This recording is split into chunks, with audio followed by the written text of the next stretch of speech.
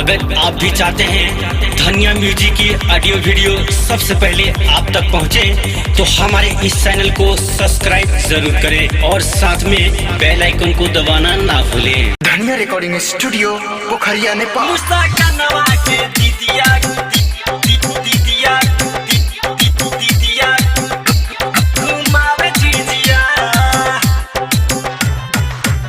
होते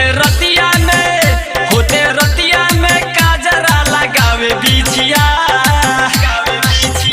मुसा कनवा के दीदिया घुमावे झिझिया, मुसा कनवा के दीदिया घुमावे झिझिया।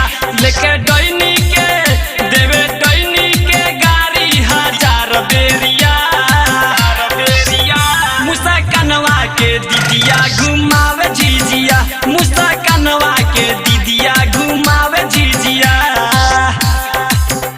मुसा कनवा के दीदिया म्यूजिक बाय दीदिया घुमावे झिझिया। रहे फूटल झिझिया आइल हो जैसे पूजवा नया में बिया छाइल हो, छाइल हो, छाइल हो, छाइल हो। रहे फूटल झिझिया आइल हो जैसे पूजवा नया में बिया छाइल हो, छाइल हो।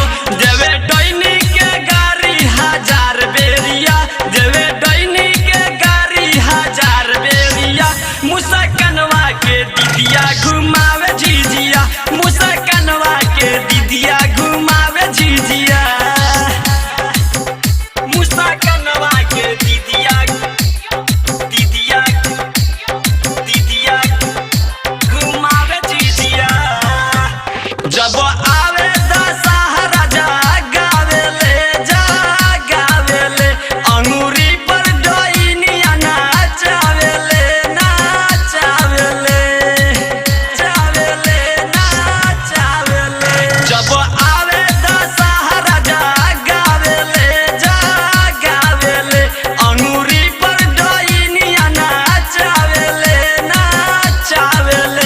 भोला भोजपुरिया गाई के सुनावे गीतिया, भोला भोजपुरिया गाई के सुनावे गीतिया।